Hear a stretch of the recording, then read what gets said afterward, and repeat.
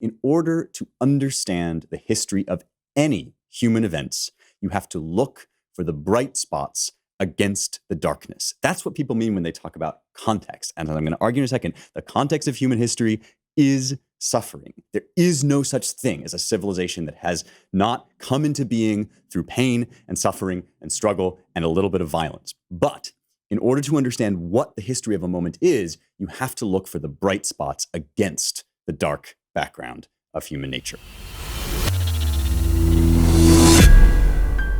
Hello, happy Thanksgiving, and welcome to the most canceled holiday of the year. Thanksgiving is so canceled. It's the canceledest of all of the canceled holidays. This is the most canceled holiday for a number of reasons, for a thousand reasons. First of all, this year, coronavirus means that anybody that thinks we should be locked down basically indefinitely thinks that it's just too risky to meet with your friends and family and have food together in an enclosed space with them. And you might do all of that Thanksgiving singing that we always do because of all those Thanksgiving carols. Oh, wait, there are none of those. But anyway, we can't meet for Thanksgiving because of coronavirus. I'm going to get to that in a little bit and why I think that is wrong. But there's a deeper, of course, and more long-standing reason why Thanksgiving is canceled. And that is because of the evil genocide perpetrated by white people against unsuspecting Native American Indians. We've all, at this point, heard this elaborate critique of Thanksgiving at great length. In fact, we've probably heard it more than the actual story of Thanksgiving. We've heard this reason for canceling Thanksgiving over and over and over again. It's even more applied to Thanksgiving than it is to July 4th. And the reason for that, I think, is the people who hate America, or the people who think that America itself is fundamentally conceived in evil, can't actually go at it by attacking the literal exact words of the Declaration of Independence. Still, at least for now, in this country, there is a tremendous power to saying all men are created equal. We actually do believe that. We respond instinctively to the obvious justice of that. So it's very hard to look like the good guy if you're saying it's evil to claim that all men are created equal. So you have to kind of go about it in a roundabout way. And that's what the New York Times is doing with the 1619 Project and these various accusations of systemic racism, Abrahamic candy, and so forth. We've covered all of that on this show. You have to kind of contort yourself to get around to canceling the 4th of July, even though they're working on it. And I'm sure, in a few years, we'll have a more open call to cancel 4th of July. Thanksgiving is a different story. Thanksgiving is more vulnerable to cancellation than any other major holiday, excluding Columbus Day, which is sort of more minor. And the reason is it represents the deepest question on the table for America and the West, which is it good that we exist or not? Is it worth it for there to be America, for there to be a continuing vital tradition of Western culture? Or is it not worth all of the heartache and the tragedy and the failings and the moral deficiencies that are in the backgrounds of our past? That's the accusation against Thanksgiving. In order to be here, you, European colonialists, had to do terrible, terrible things. You had to kill people. You had to take their land. You had to commit hideous acts of genocide in order to exist and be here in America. And Thanksgiving is wide open and vulnerable to that critique because it is the story of Europeans coming to America. Now, it's actually not a story of genocide. It's not a story of violence. It's not a story of fighting, although there's plenty of violence and fighting and death in the background of it. We're going to get to all of that. But what I'm going to argue today is that viewing Thanksgiving as some big referendum on the evil white Europeans versus the virtuous Native Americans is a child's view of history. It's a third grader, My Little Pony, Care Bears narrative about how history works. And what we are going to do today is we're going to take a real serious grown-up look at history. And the argument that I am going to be making about the history of Thanksgiving is, and history in general is, in order to understand the history of any human events, you have to look for the bright spots against the darkness. That's what people mean when they talk about context. And as I'm going to argue in a second, the context of human history is suffering. There is no such thing as a civilization that has not come into being through pain and suffering and struggle and a little bit of violence. But in order to understand what the history of a moment is, you have to look for the bright spots against the dark background of human nature. That's the story of Thanksgiving. My major point, right, as I said before, is that in order to understand any historical event, you have to understand the context of human nature. And I don't just mean, the context in which a certain event occurred, but more generally, what is the baseline reality about human beings interacting? The reason that the story about, evil white genocide is a cartoon story is because it casts these evil villains in the role of Thanos from Avengers, or like some cartoon comic book villain against these pure, decent, generous, kind Native American people. That's just not true of any two groups of people. It's simply not the case that there exists. First of all, what's most of all not the case is that there does not exist a group of pure, virtuous individuals. And then on top of that, the simple, tragic, painful fact is that the actual baseline of human nature, and this is a piece of Christian wisdom that I pick up right out of the Bible and I give to you, right? The simple fact of human nature is that it is evil continually. The vast majority of stories about human history are a litany of woe. One war after another, one painful, difficult interaction after another, and tragedies, all sorts of things that come in out of left field, disease, heartache, things that strike you, natural disasters. These things are the constant. They are the baseline against which we have to measure any other event. And so that's the first thing that we have to establish, right? When we're entering into this story, and we're really entering into is the story of the colonization of the New World. That in Europe, people began from the 15th century onward to discover that there was this entire other hemisphere over to the West, and this was a landmark, world-changing event because, among other things, it connected the globe in a way that we're still reckoning with. We're still now coming to understand ourselves as people that live on this one giant planet. And to, send ships out and to colonize this new continent it was part of the moment when that started to occur. And so in some sense, the critique about Thanksgiving is the same as the critique about Christopher Columbus, and it has the same answer. So, of course, Columbus Day is the one that really people are furious about most of all, and Columbus is portrayed as this genocidal maniac. And the reason for that is that this moment when Europeans start to discover the New World is singled out as this uniquely hideous moment, when in fact, by and large, the bad things about it are the constant of the world. The good things about it are what is so astounding and remarkable. And Thanksgiving is one of the good things. So in order to put that good thing in the context of all the other bad things, I'm going to read to you an essay about Columbus, a portion of an essay about Columbus called Discovering Columbus. It was in the Claremont Review of Books, which is the magazine that I work for. And it's written by Robert Royal, who is a friend of mine. And he's been writing about Christopher Columbus for 30 years almost. His first book is called 1492 and All That, and he published it in 1992. And since then, he's been researching Columbus and the colonization of the New World ever since. He's got a new one out now this year called Columbus and the Crisis of the West. And he wrote this essay to sort of take stock of where we are in colonization studies, where we are in the history of this incredible moment from 1492 onward into the 17th century, which we're going to get to when they started colonizing the New World. So I'm going to read to you from Discovering Columbus. Before I do, I'm going to pause and say one more thing, which is thank you. Thank you so much for being here. It's a wild journey. It's amazing to be doing this podcast. I love hearing from you. I love hearing about the way that you're connecting to the show. If you haven't already, and if you're enjoying this episode, please, please, please subscribe wherever you get your podcasts, iTunes, Google Play, Stitcher, etc. And this is really helpful and important to help us get the word out about the show. Leave us a 5-star review on iTunes. That would make my heart very happy. It's joyous to read those. Tell people about it on Twitter, Facebook, and so forth. But most of all, leave that 5-star review. That's really, really helpful. Thanks for being here. Here is an excerpt about the violence and the violent context into which the colonization of the New World emerged. Discovering Columbus. It disturbs some people to learn that slavery, genocide, imperialism, even ritual human sacrifice and cannibalism were present in the Americas long before any European or other outsider ever set foot there. But they were.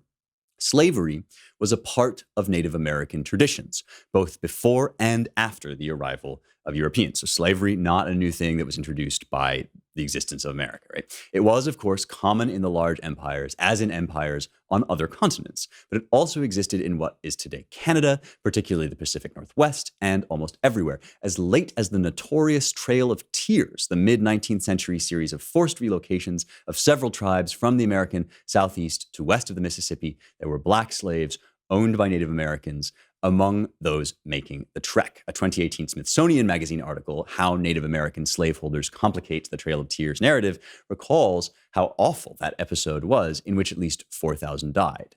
The article also explains, what you probably didn't picture, and this is a quote from the Smithsonian article, what you probably didn't picture are Cherokee slaveholders, foremost among them Cherokee Chief John Ross. What you probably don't picture are the numerous African-American slaves, Cherokee-owned, who made the brutal march themselves or else were shipped en masse to what is now Oklahoma aboard cramped boats by their wealthy Indian masters. Now, it's important to be very clear here about what we are saying. I am not accusing Cherokees uniquely of evil any more than I'm accusing the European pilgrims and colonists of uniquely being evil, right? I'm not accusing any culture of uniquely being evil. I'm accusing humanity of ubiquitous evil. I'm accusing mankind of depravity because that's the truth. That's the reality which we really can't grapple with, and is why we keep placing all of this unsustainable blame upon ourselves, because we feel we come up against just the horrors that human beings are capable of. And we say, how can this possibly be? Well, there must be villains. It's not so. Human beings are evil, and it actually doesn't give the Native Americans enough credit to picture them as these perfect sort of simpletons, because that's what it is, right? It's civilization increases human capacity and therefore increases human capacity to do wrong. And you note in Royal's essay that he says, it was just like any other mass civilization, any other empire that existed. The empires that existed on the American continent participated in all the evils that we see in the ancient empires and the empires of Europe and so forth. And it doesn't do them enough credit to kind of depict them as outside of this human reality. And so here's what Royal sort of concludes with. He says, to recall such things is not to excuse Europeans or Christians who should have behaved better then and still should now, but it is to get a clearer picture of what we as a species have been, rather than the fictional representations of purely good and purely bad actors that have displaced the truth. That is it exactly. You must understand this. You must. You don't actually have to develop your sort of Christian, you don't have to be a Christian, you don't have to commit to the Christian view of original sin in order to understand this as the backdrop against which all history occurs. All history occurs against a backdrop of violence and human depravity. It's not that they're not interesting. It's not that they're not appalling, these terrible events. It's not that we don't find ourselves shocked by them and fascinated, riveted by the evils of which humans are capable. But we must understand that they are commonplace. They happen all the time. Now, into this world of sin, not an imaginary world of villains and heroes, but this world of sin and woe, enter the Pilgrims. Who were the Pilgrims? The Pilgrims were Puritans. And we've actually met Puritans before. If you remember the John Milton episode, we talked about regicide and the English Civil Wars and the uprising that occurred during that period, the taking of Parliament and the deposition of the king. That was a Puritan uprising.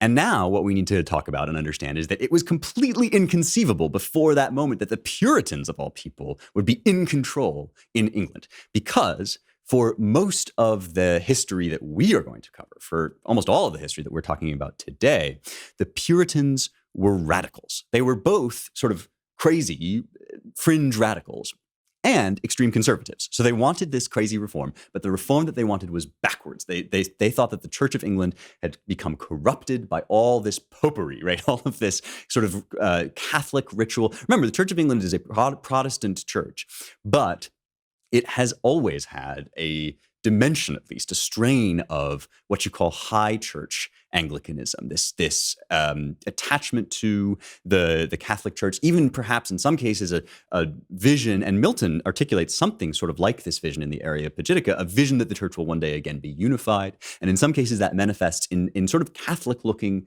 ritual and liturgy going on within the Church of England. This is what the Puritans despised. And remember that this would have been much more extreme during the 17th century than it is now, when you can find a lot of very kind of evangelical looking, and in fact, many sort of Calvinist Puritan influenced rituals going on in many Church of England churches. At this point, they are looking at the Church of England saying it's basically just Catholic. And Catholicism, in the view of the Puritans, contained all of these rituals that were kind of accretions from extra-biblical and post-biblical sources. So they thought that this was just stuff that had been added on by fat cats and popes that had nothing to do with what Jesus had commanded in the gospel. And so they wanted to go back to the purest, most stripped-down, true form of Christianity, hence Puritanism, right? So again, these are English radicals within England basically pushing for a strain of, I mean, it comes heavily influenced by and it is effectively Calvinist, right? So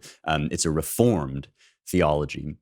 And so a few things, right? Centralized bishops, right? Bishops that had control over an entire diocese, crossing yourself, kneeling during services, all of these things, singing very elaborate psalms. They wanted to sing these sort of stripped down psalms that had very exact translations. That all of these sort of these smells and bells, as you sometimes call it, were bad and evil.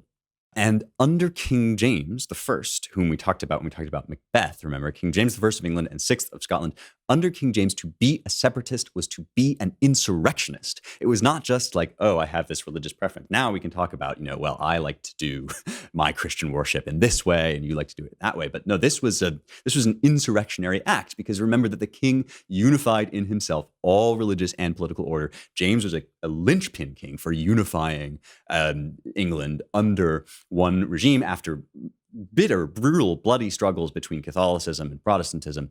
And so all of this is going on, right, while that Shakespeare stuff that we talked about is happening. The Puritans are basically staging something like a quiet rebellion. For some reason, to me, it blows my mind that these things are happening at the same time. Right? It's crazy to me to notice little simultaneities like that. Like Machiavelli, right? The famous sort of originator of Western political philosophy, and Columbus happening at the same time. Columbus in 1492 is going off to the New World, and Machiavelli around the same time is writing his discourses on Livy and his Prince, and the Pilgrims and Shakespeare happening at the same time. That, for some reason, that seems to me like some of those things seem really close, and some of those things seem like ancient. Like Machiavelli seems a lot more ancient than Columbus to me.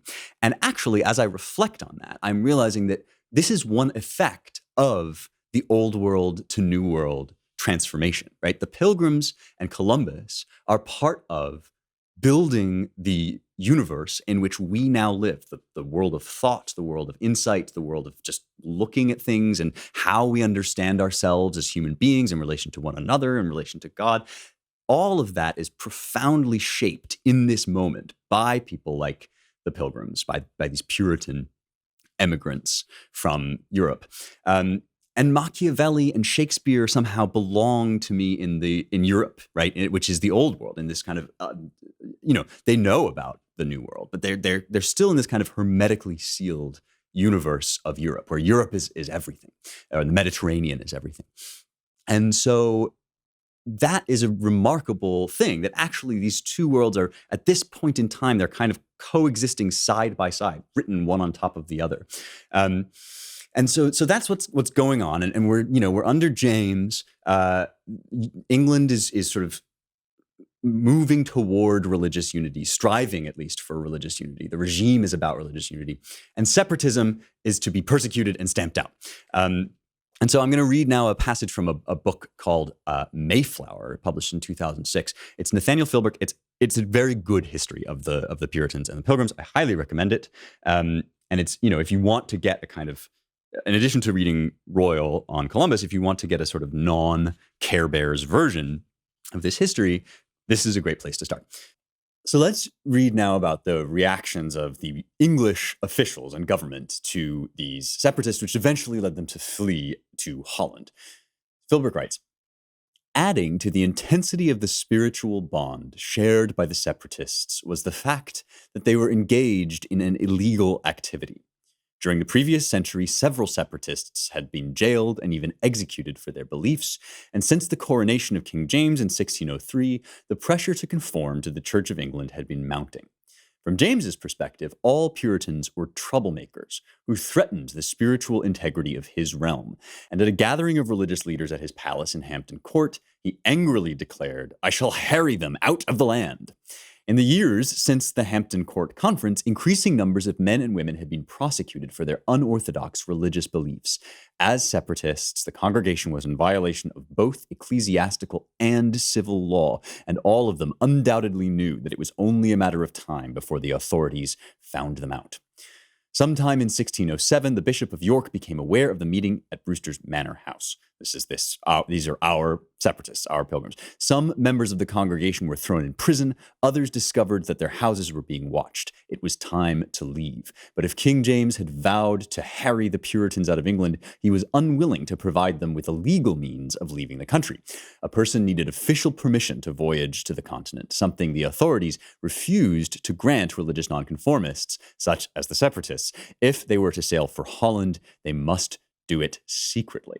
For a group of farmers and artisans, most of whom had rarely, if ever, ventured beyond the Nottinghamshire, Yorkshire region, it was a most daunting prospect. But for 17-year-old Bradford, 17 years old William Bradford, who would lose the people upon whom he had come to depend if he did not follow them to Holland, there was little choice in the matter, despite the vehement protests of his friends and relatives, who must have pointed out he was due to receive a comfortable inheritance at 21. He decided to sail with John Robertson and William Brewster to a new land. So that is what they do. They escape to Holland, which is kind of this cosmopolitan, multi-religious, tolerant, a lot of business going on there. And the Puritans can find a way there to practice their form of Christianity. Now, the problem for them eventually becomes not that they are persecuted, but that they are in danger, their children are in danger of conforming to the world, that they're starting to speak Dutch, they're starting maybe to become materialist and to just maybe even to move away from the church. And so they're kind of trapped in their desire for cleanliness from both the corruptions of the church and the corruptions of the world. So they've escaped one form of persecution. They've escaped to Holland, but they're ready now, or they're eager now to get a move on. And the new world, the continent, as it's called, represents this sort of blank slate opportunity, essentially for them to found a theocracy, to create the perfect religious community. And the fellow William Bradford, whom we mentioned in that earlier passage, is this remarkable guy. He's eventually going to become the governor of Plymouth Plantation. So they're going to make it to this place called Plymouth in Massachusetts, and they are going to form their own community.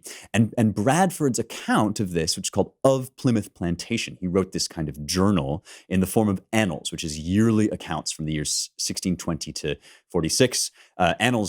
The process of doing annals goes back to the Roman mode of history writing. And he writes these year-by-year accounts of his own experience and that of his fellows founding this colony. In a second, we will read about their departure to America and their successful arrival there. But first, just a note that what they ended up doing in order to make their way out was to cut this deal with the adventurers. Now, the adventurers are a kind of, a business organization. It's Thomas Weston, who's sort of this slick, but in the end, a little bit untrustworthy businessman who mediates this with them. And one of the interesting things about the character of the Pilgrims is they're a little bit not of the world. They're so committed to their religious faith, they're so committed to keeping their eye on the things of heaven that they're not very good business negotiators. And the adventurers kind of jerk them around a bunch. First they say, well, you work 4 days and send us the profits of 4 days out of the week, and then you have 2 days for yourself and one Sabbath. And then they kind of switch that up and they say, well, actually, you're going to have to send us all the profits of what you farm and make over there. And so they end up in this really rough deal, and it ends up, because they go back and forth, they end up with all these delays, which eventually mean that they're going to land in the New World at winter, which is the worst possible time. But we'll get to that in a second.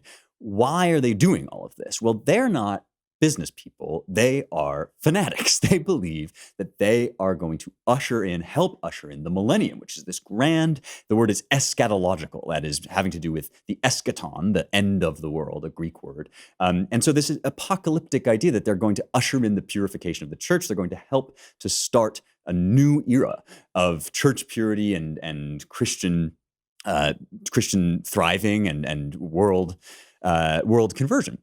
So this is, for them, the highest possible calling. And what Bradford writes about it is really telling. So here's from chapter 7 of his account. He says, "At length, after much travail and these debates, all things were got ready and provided. A small ship was bought and fitted in Holland, which was intended to serve to help transport them, so to stay in the country and attend upon fishing and such other affairs as might be for the good and benefits of the colony when they came there.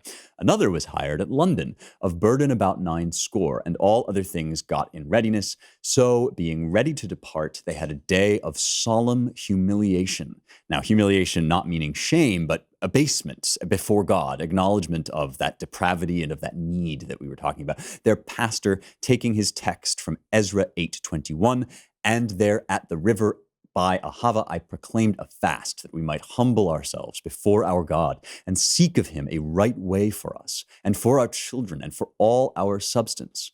Upon which he spent a good part of the day very profitably and suitable to their present occasion. The rest of the time was spent in pouring out prayers to the Lord with great fervency, mixed with abundance of tears. And the time being come that they must depart, they were accompanied with most of their brethren out of the city unto a town sundry miles off called Delfshaven, where the ship lay ready to receive them. So they left the goodly and pleasant city, which had been their resting place near 12 years, but they knew they were pilgrims, and looked not much on those things, but lift up their eyes to the heavens, their dearest country, and quieted their spirit." I find this incredibly moving, and it's something that we forget. These people believe their faith is real. It matters to them, and it changes the way that they act. We can forget this sometimes because many of us, most of us, have never had to face the prospect of death or even serious hardship for just proclaiming what we believe. Now, all Christians may come up against that at some point. It's part of the history of the church to face persecution. But this is, the real deal with these guys. They've fled religious persecution. Now they're going to brave serious hardship and deep uncertainty and, in fact, a failed business endeavor, or at least a bad business endeavor, all so that they can do what they believe is the reality of the thing, which is the founding of not just the new world physically on earth, but the new heaven and the new earth, the bringing in of God's kingdom and God's vision.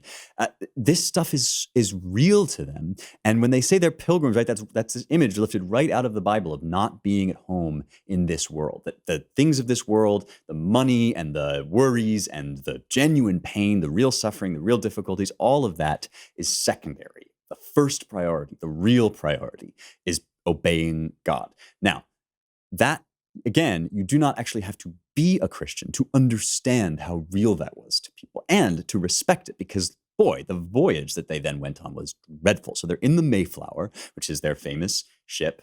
The season was unfavorable because of their delays. They are stuck in this 75-foot long cave, 102 of them. And they have 3 pregnant women.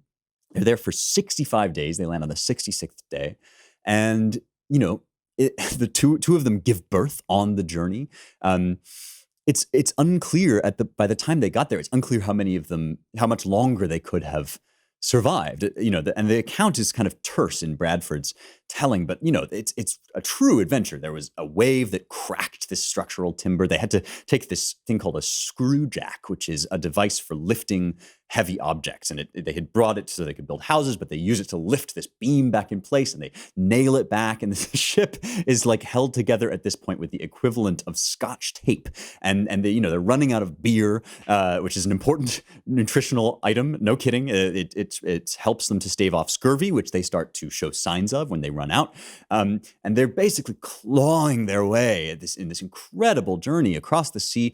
And then they land on November 11th, 1620, exactly 400 years ago. Bet you didn't know it's the 400th anniversary of the Pilgrims' arrival in the New World. And the reason you don't know is because we've lost our sense of the reality of this history, and we're just telling fairy stories. But 400 years ago, November 11th, 1620, they showed up on the southeast coast of what is now Massachusetts.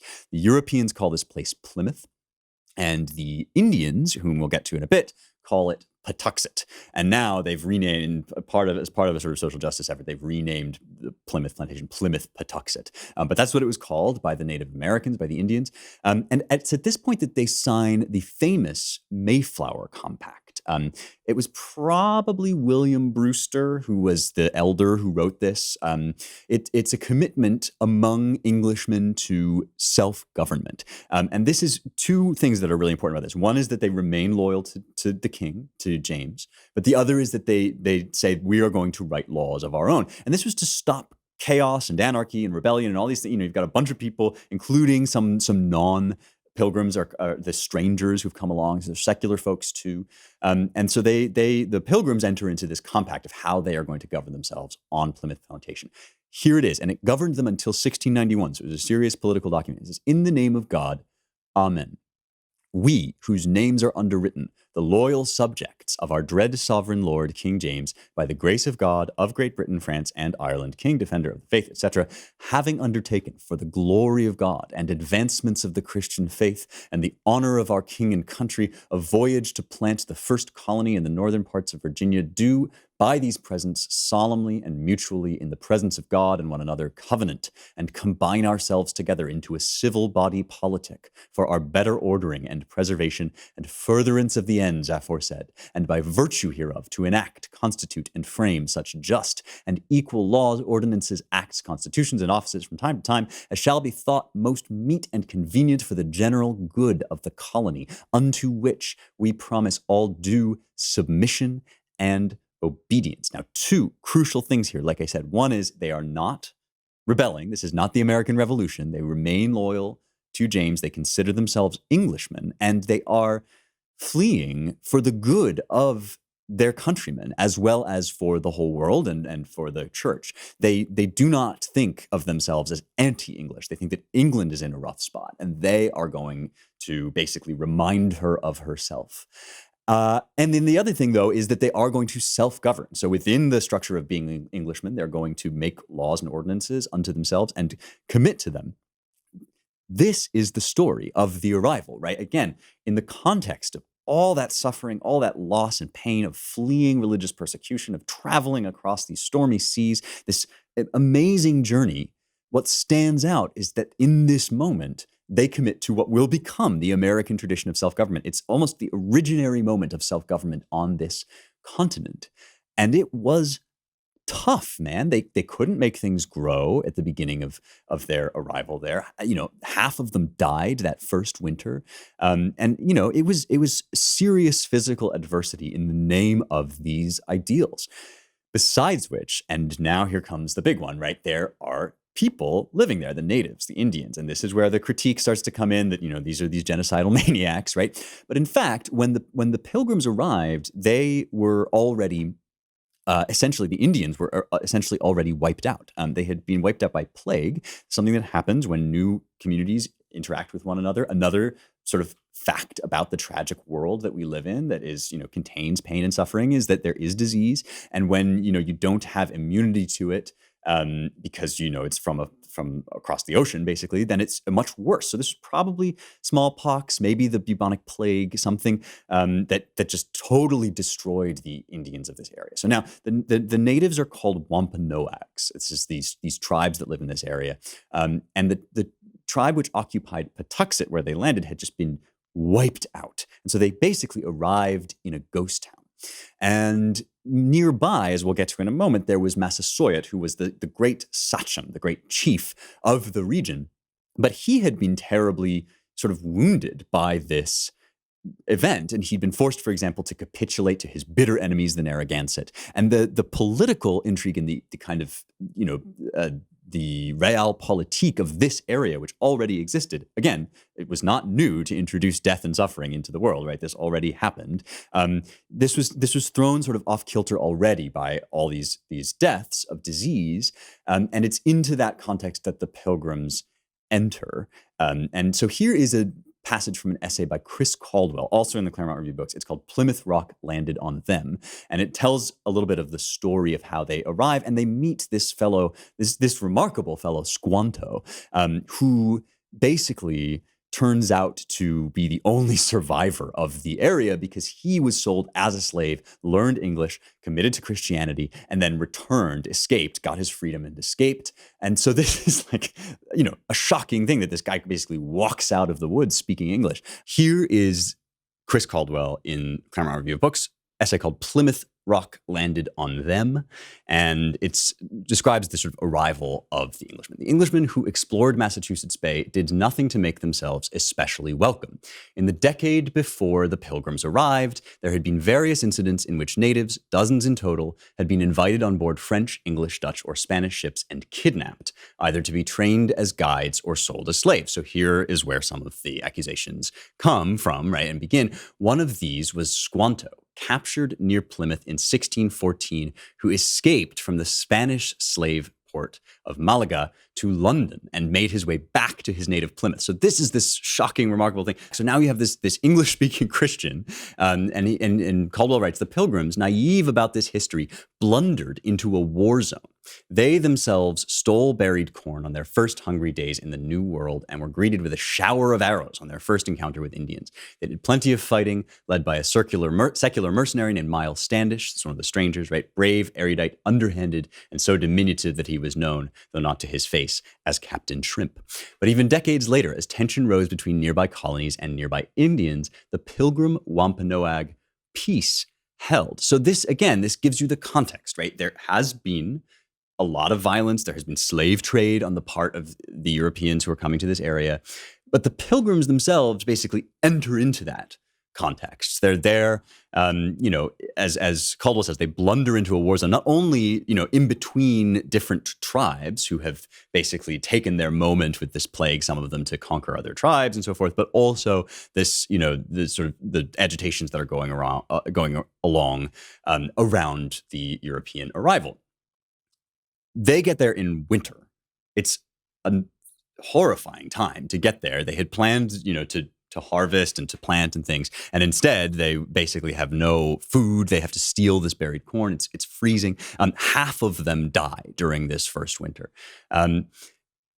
This is the context into which they enter, and from which comes Squanto to basically, help them out and to introduce them to Massasoit.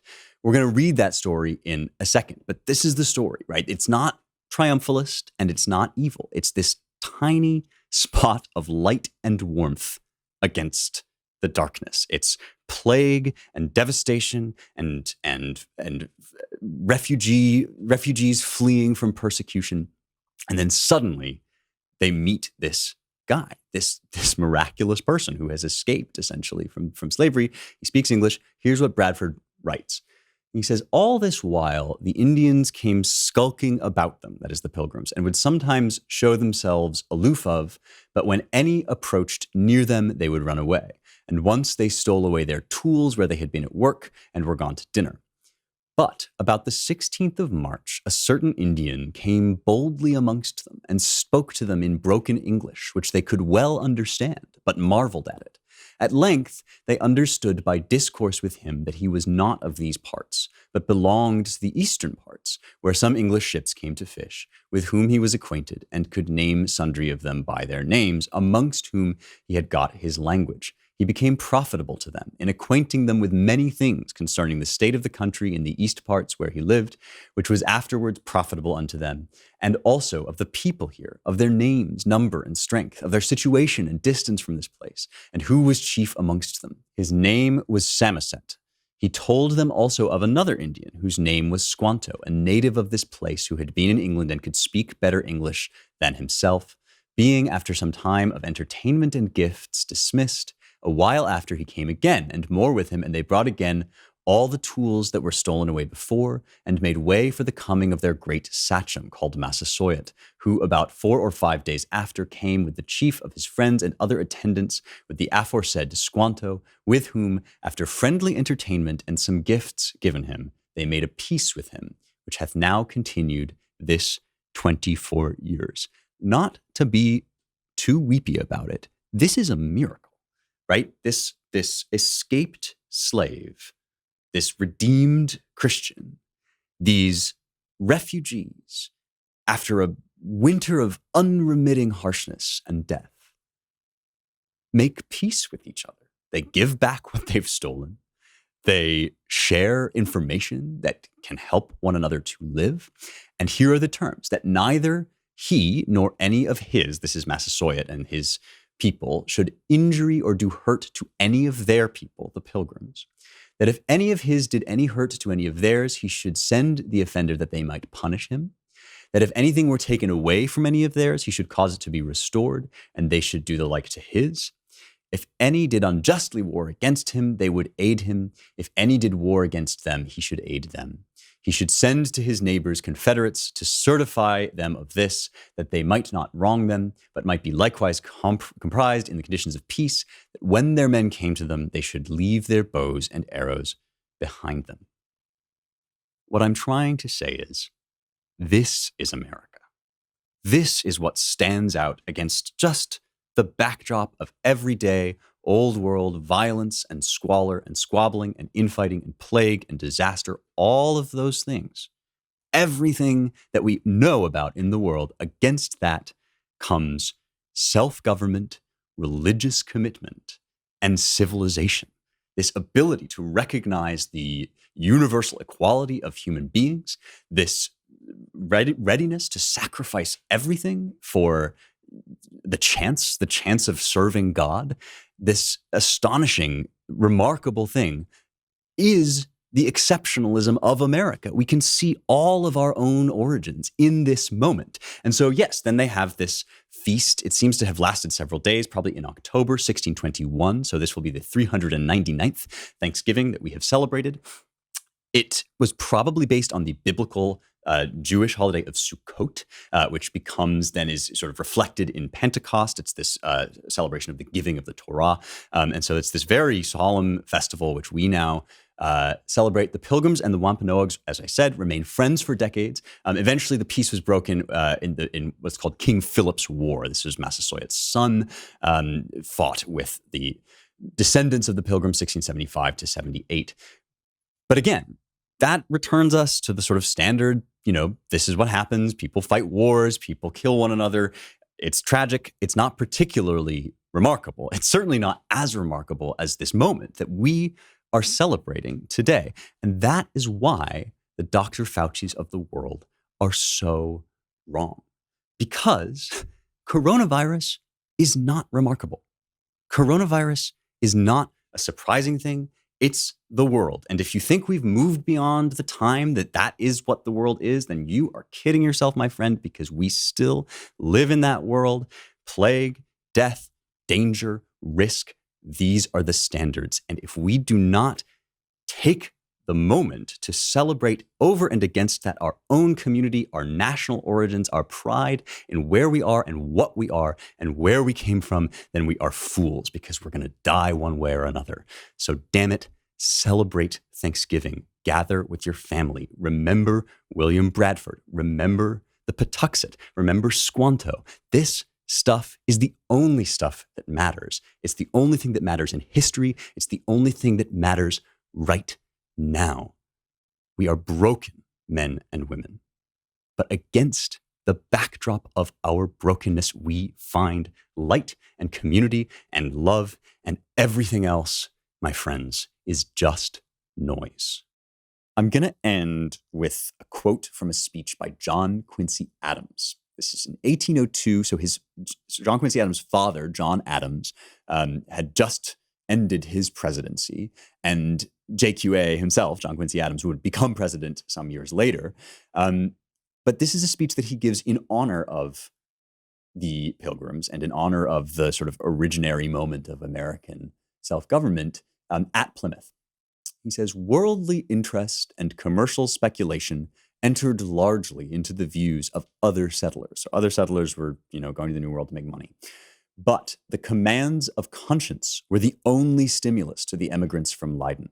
Previous to their expedition hither, they had endured a long banishment from their native country. Under every species of discouragement, they undertook the voyage. They performed it in spite of numerous and almost insuperable obstacles. They arrived upon a wilderness bound with frost and hoary with snow, without the boundaries of their charter, outcasts from all human society, and coasted 5 weeks together in the dead of winter on this tempestuous shore, exposed at once to the fury of the elements, to the arrows of the native savage, and the impending horrors of famine. Courage and perseverance have a magical talisman before which difficulties disappear and obstacles vanish into air. These qualities have ever been displayed in their mightiest perfection as attendants in the retinue of strong passions. Observe, my countrymen, this generous patriotism, the cordial union of soul, the conscious yet unaffected vigor which beam in their application to the British monarch. They were well weaned from the delicate milk of their mother country and inured to the difficulties of a strange land. They were knit together in a strict and sacred bond to take care of the good of each other and of the whole. It was not with them as with other men, whom small things could discourage, or small discontents cause to wish themselves again at home. Children of these exalted pilgrims, who's speaking now to Americans, to us, he's speaking to you, John Quincy Adams says, is there one among you who can hear the simple and pathetic energy of these expressions without tenderness and admiration? Venerated shades of our forefathers. No, ye were indeed not ordinary men. That country which had ejected you so cruelly from her bosom, you still delighted to contemplate in the character of an affectionate and beloved mother. The sacred bond which knit you together was indissoluble while you lived, and oh, may it be to your descendants the example and the pledge of harmony to the latest period of time. I know that it's hard to live in a world where disease and death exists. I feel the tragedy of it too. Everybody does. I feel it deeply, and I understand that fear is real and that the threat of death and pain are real things. But what I'm telling you is they are the state of the world. There is not any escaping from them. And anybody who tells you that if you wait until you can escape from pain, then you'll be free. Anybody who tells you that is writing you a recipe to be imprisoned forever. Don't believe that. The Pilgrims knew better. That's what we're celebrating today. And as John Quincy Adams himself says, follow their example and celebrate this day in the face of every other threat. Happy Thanksgiving. God bless you. God bless Squanto and Massasoit and the Wampanoags. God bless William Bradford and William Brewster and the Pilgrims. God bless the USA. Let's do the mailbag. Now, I get mailbags through Twitter. So if you want to ask me a mailbag question, the best way to do it is to tweet it at me, at Spencer Klavan, with hashtag YoungHeretics. If you want to, you can also DM me. And that is how I got this message. So I won't say who tweeted it at me because it's a private message.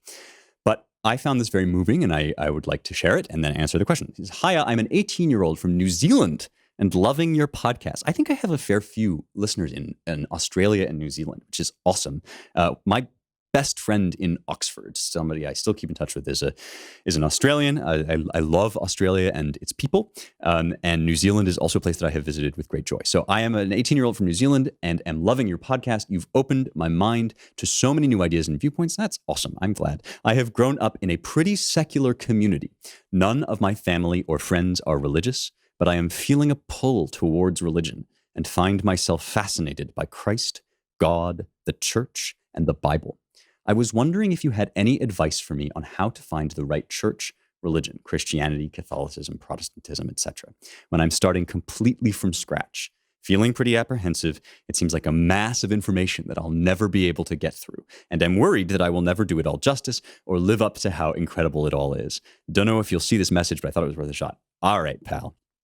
Yes, let's talk about this. So this is what we call in Christian terms, a miracle. It is amazing when God reaches into a secular context and changes the heart of somebody. Nobody can explain why it happens. It is a mystery. And I actually recommend to you, if you haven't already read it, a book by my old man, by my dad. It's called The Great Good Thing. And it's the story of how something very similar happened to him. God also reached into his life and transformed the way he saw everything, transformed his whole life. And I hope one of the things that you'll get from that book and from this answer to your question is that, like, you are not ever going to figure all of this out. When I said that there are elements of the Christian faith like this, like conversion, that are a mystery, all of the deepest and most profound parts of the Christian faith, the Trinity, the Annunciation, the crucifixion, these are called in the church these sacred mysteries. So you're going about it wrong if you start to think, I can't enter into the Christian life until I have wrapped my head around everything that really kind of, is going to, that I'm going to understand. If you are feeling like there is stuff in the Christian faith that is overwhelming and that you do not fully grasp with your mind, welcome to the club, buddy. This is going to be the rest of your life. However, I will say that if there is a church nearby you, I recommend going to it, even if it doesn't end up being the church where you stay forever, or a church that is open, right? I mean, one good key right now is find the churches that are defying the lockdown orders, because those are the churches that are living out the mandate in the Christian faith to meet and gather in the name of Jesus Christ. So they're serious about it, just like the Pilgrims, if you find a church that's doing that. I found one here in LA, and that has been a great joy to me. So I would say that community, prayer, and commitment are far, far more important than having, every article of the Christian faith down pat. I do recommend, during a formative period in my life in college, I spent a lot of time among Catholics, and Catholics are great at explaining all of the rules. So the Catholic Catechism is a good place to start.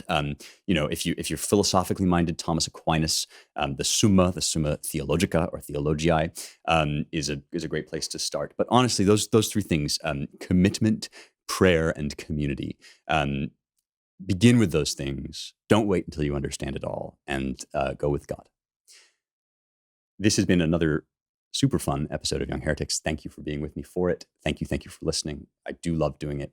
If you like this show, you will love the Claremont Institute, where I work. They are very generous and kind to me in allowing me to pursue this massive passion project. And I, in turn, wish to be generous to them because they have given me so much. And they are great. I'm doing you a favor by sending you to the Claremont Review of Books and the American Mind, where you will read some of truly the most fascinating writing on the right, about the American ideals, which we talked about, obviously, today. So the American Mind, Claremont Review of Books. If you want to donate, go to claremont.org/donate and tell them in the notes that we sent you, because that is always really nice to hear. All right, this is Young Heretics. I will see you next time for more truth, beauty, and the stuff that matters.